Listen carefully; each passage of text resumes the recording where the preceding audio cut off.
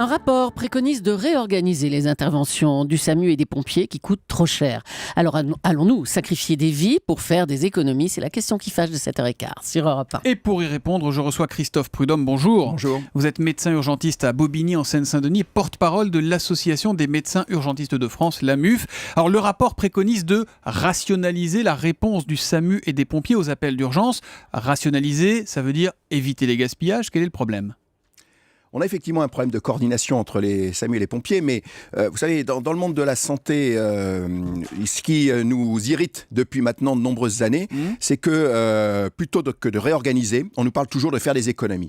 Or, des économies... parfois, c'est un peu la même chose. On réorganise et donc on est plus efficace et en plus on dépense moins de sous. Ça, c'est la vision, des politiques. Sur le terrain, c'est pas comme ça que ça se passe. Vous voyez, sur le terrain, on a un territoire qui est complexe. On a des zones urbaines denses, on a des zones où on parle du manque de médecins, mais les délais d'intervention sont parfois très longs et il y a besoin d'une bonne coordination entre les SAMU et les pompiers. Il faut sûrement réorganiser un certain nombre de choses. Mais qu'un rapport dise qu'il faut diminuer le nombre d'interventions parce qu'il y a la réforme territoriale, il y aura moins d'argent pour les pompiers, il y a la loi de finances sur la sécurité sociale, il y aura moins d'argent pour les SAMU, on peut faire moins d'interventions, c'est pas possible. Pour faire simple, ils tirent 98% de leurs revenus, entre guillemets, de leurs subventions des collectivités territoriales à qui on demande d'économiser 17 des collectivités milliards, territoriales, pas n'importe lesquelles. Ils sont financés par les départements, par les conseils généraux dont on craint pour l'avenir. Qui doivent économiser 10 milliards d'euros. Voilà, ils doivent économiser. Nous, on doit économiser aussi 10 milliards d'euros sur la loi de finances de la sécurité sociale. La question, c'est qu'en bout de chaîne, il y a des vies. Vous voyez, la question des politiques qui prennent ces décisions, il faut qu'ils nous disent, quand on a un appel, est-ce qu'on envoie un moyen ou pas ? Ça veut dire qu'aujourd'hui, on ne peut pas faire d'économies sur les urgences sans mettre en péril la santé des Français ? Écoutez, si effectivement la justification non pas de réforme, mais de mesures drastiques d'économie, c'est d'équilibrer les comptes, mais qu'on prend pas on prend pas en compte la réalité sur le terrain de ce qui existe. Vous voyez, aujourd'hui, on ne régule pas l'installation des médecins. Donc il y a des endroits où on ne trouve pas de médecins. On ferme les hôpitaux de proximité. Maintenant, les pompiers, qui sont la proximité, vous savez, quand vous avez besoin de gens qui font un massage cardiaque quand quelqu'un fait ce qu'on appelle une mort subite, eh bien, ce sont les pompiers qui arrivent le plus rapidement et le SAMU derrière. Donc il y a besoin d'une réorganisation territoriale qui prennent en compte le fait que aujourd'hui, pour respecter les qualités de traitement de la population, il y a des endroits où ça coûtera plus cher.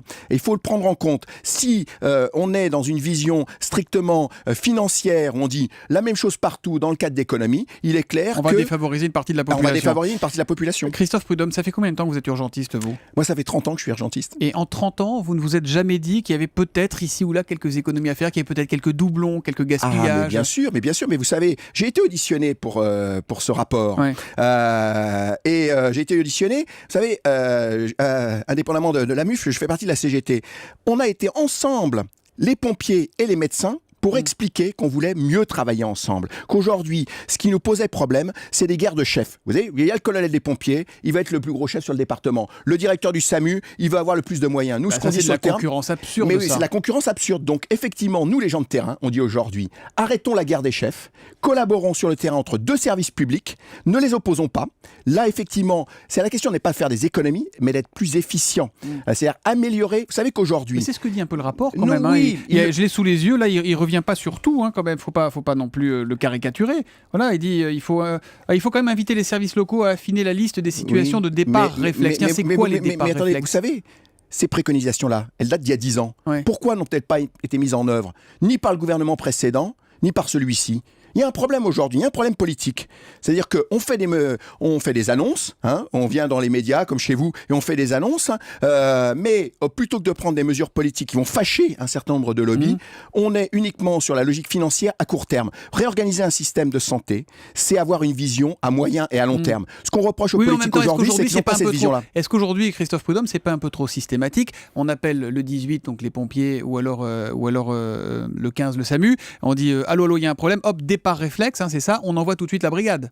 Non, pas forcément. Vous savez, moi, dans mon département, où on a peu de moyens, parce qu'on a un département où on a un manque de médecins criant, en Seine-Saint-Denis, eh bien, vous savez, on collabore très bien avec les pompiers. Quand il y a besoin du départ réflexe sur un arrêt cardiaque, on fait partir le véhicule pompier et le SAMU derrière. Mais quand, par exemple, vous avez un gamin qui, à l'école, se cogne contre une table, se fait une petite plaie, eh bien, on essaye de trouver la meilleure solution. Et on dit, la petite plaie, s'il n'a pas perdu connaissance, il n'y a pas de signe de gravité, eh bien, il est 15h, les parents vont venir le chercher à 16h30, et bien, les parents l'emmèneront eux-mêmes dans un centre médical ou aux urgences. Vous voyez ? Donc la question, c'est d'avoir la bonne réponse au bon moment et de collaborer de manière efficace pour que les pathologies les plus graves soient bien prises en charge. Ce qui n'est pas le cas aujourd'hui, vous voyez, parce que quand ce que disait Chloé Triomphe tout à l'heure, c'est qu'un AVC, c'est pas considéré comme une urgence totale, ça déclenche pas un départ réflexe.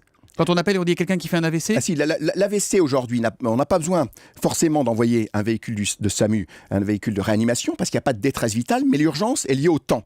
Ce qu'il faut, c'est que la personne arrive le plus rapidement possible dans un lieu où on pourra le prendre en charge, soit directement, si on est proche d'un centre, d'une grande ville, dans un centre spécialisé, ce qu'on appelle les urgences neurovasculaires, ou alors dans le cadre d'un réseau dans l'hôpital le plus proche, où grâce à la télémédecine, on pourra effectivement prendre les bonnes mesures. Dernière question rapidement, est-ce que la France a tout simplement aujourd'hui encore les moyens de ses urgences, de ses services d'urgence ?